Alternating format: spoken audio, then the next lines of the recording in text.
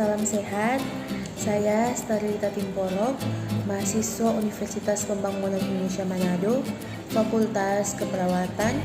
Pada saat ini saya akan mempresentasikan asuhan keperawatan kritis klien dengan gangguan syok, dalam hal ini syok kardiogenik, dan video ini saya buat untuk memenuhi tugas ujian akhir semester mata kuliah keperawatan kritis.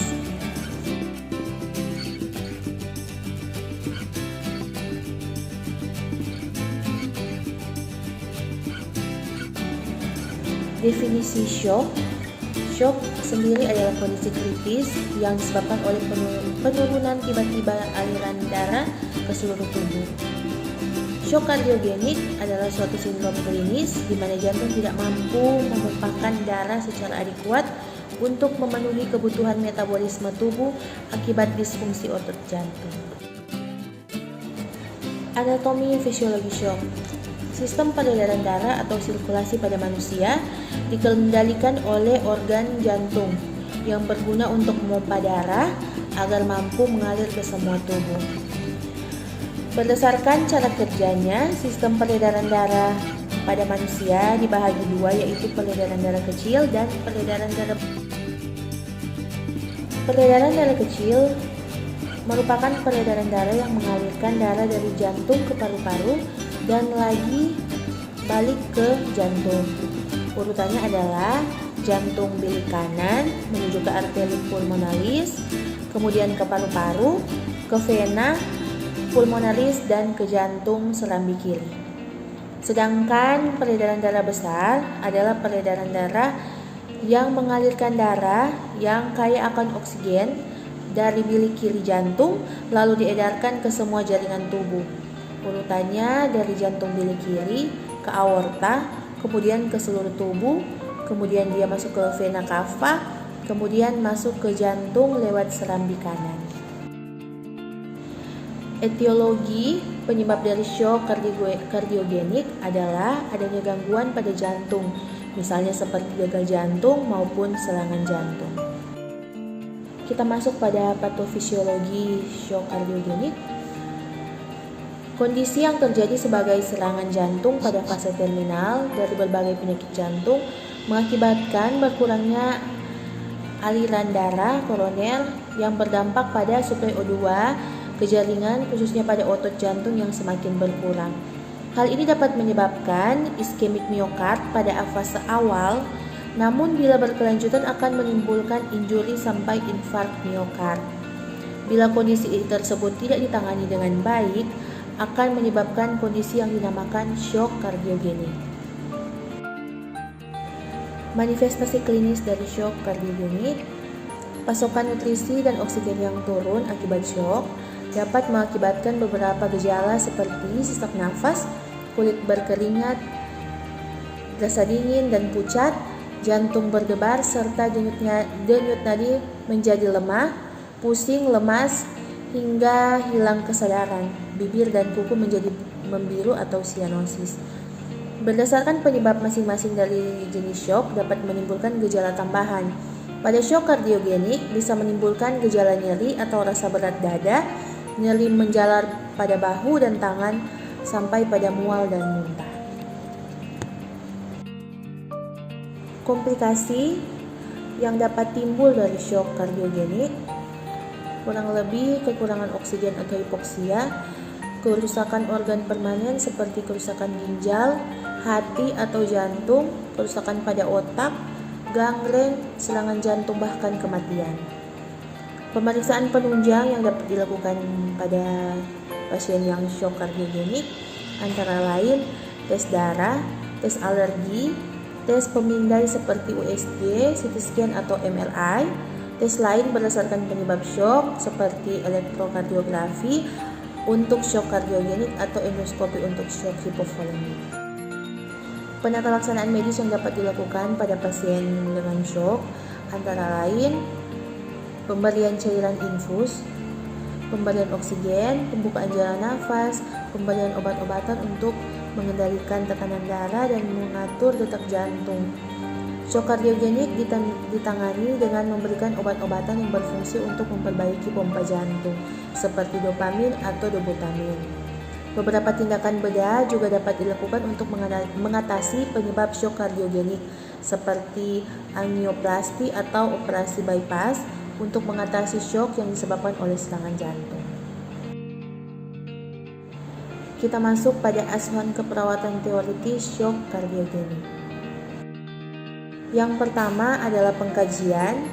Data dasar pengkajian pasien dengan shock kardiogenik dengan data yang berfokus pada yang pertama aktivitas yang menimbulkan gejala kelemahan dan kelelahan. Tandanya mulai dari takikardi, dyspnea, perubahan warna kulit, dan kelemahan umum. Sirkulasi dapat kita lihat timbul gejala riwayat AMI sebelumnya, penyakit arteri koroner atau masalah tekanan darah, diabetes mellitus, dan lain-lain. Tanda yang dapat ditimbulkan tekanan darah turun kurang dari 90 mmHg atau bahkan di bawahnya. Perubahan postural dicatat dari tidur sampai duduk berdiri. Nadi cepat, tidak kuat atau lemah.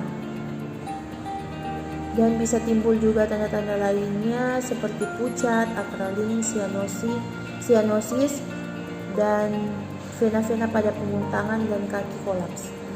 Berikutnya eliminasi, boleh timbul gejala produksi urin menurun kurang dari 30 ml per jam, tandanya dari oliguria.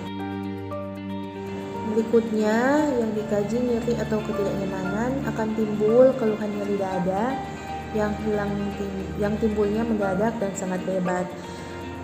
Kemudian tandanya pasien meringis, perubahan postur tubuh, melegang, melihat, menarik diri, perubahan frekuensi atau irama jantung, tekanan darah, pernafasan, kelembapan, bahkan penurunan kesadaran. Pada sistem pernafasan, pasien akan timbul gejala dyspnea dengan atau tanpa kerja, dyspnea noktural, batuk, penggunaan alat bantu oksigen atau medikasi lainnya. Tanda yang bisa muncul, tahipnu, nafas dangkal, pernafasan laboret, penggunaan otot aksesori pernafasan, nasal flaring, batuk, dan lain-lain. Diagnosa keperawatan yang mungkin muncul pada pasien dengan shock kardiogenik antara lain 1. Pola nafas tidak efektif berhubungan dengan gangguan pertukaran gas, ditandai dengan sesak nafas atau peningkatan frekuensi pernapasan atau batuk. Yang kedua, ketidakefektifan perfusi jaringan perifer berhubungan dengan gangguan aliran darah sekunder akibat gangguan vaskuler ditandai dengan nyeri, cardiac output menurun, sianosis, dan edema pada vena. Yang ketiga, gangguan rasa nyaman nyeri berhubungan dengan trauma jaringan dan spasme refleks otot sekunder akibat gangguan visceral jantung, ditandai dengan nyeri dada, dyspnea, gelisah, dan meringis. Diagnosa yang keempat yang mungkin muncul adalah intoleransi aktivitas berhubungan dengan ketidakseimbangan suplai oksigen dan kebutuhan atau penurunan keterbatasan cura jantung, ditandai dengan kelelahan, kelemahan, dan pucat. Intervensi keperawatan yang akan kita lakukan mulai dari diagnosa yang pertama, pola nafas tidak efektif. Setelah diberikan asuhan keperawatan selama kurang lebih 3 kali 24 jam, diharapkan pola nafas kembali efektif dengan kriteria hasil klien tidak mengeluh sesak nafas, frekuensi pernafasan normal, tidak ada batuk. Intervensi yang akan dilakukan mulai dari evaluasi frekuensi pernafasan dan kedalaman, catat upaya pernafasan, contoh adanya dyspnea, penggunaan obat bantu, alat bantu nafas, dan pelebaran nasal.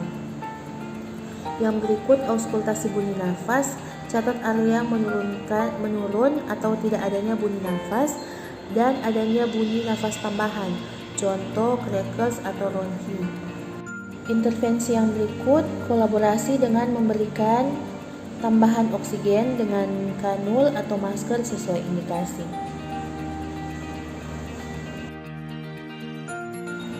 Diagnosa yang kedua, ketidakefektifan perfusi jaringan perifer berhubungan dengan gangguan aliran darah sekunder akibat gangguan vaskuler, ditandai dengan nyeri, cardiac output menurun, sianosis, dan edema vena.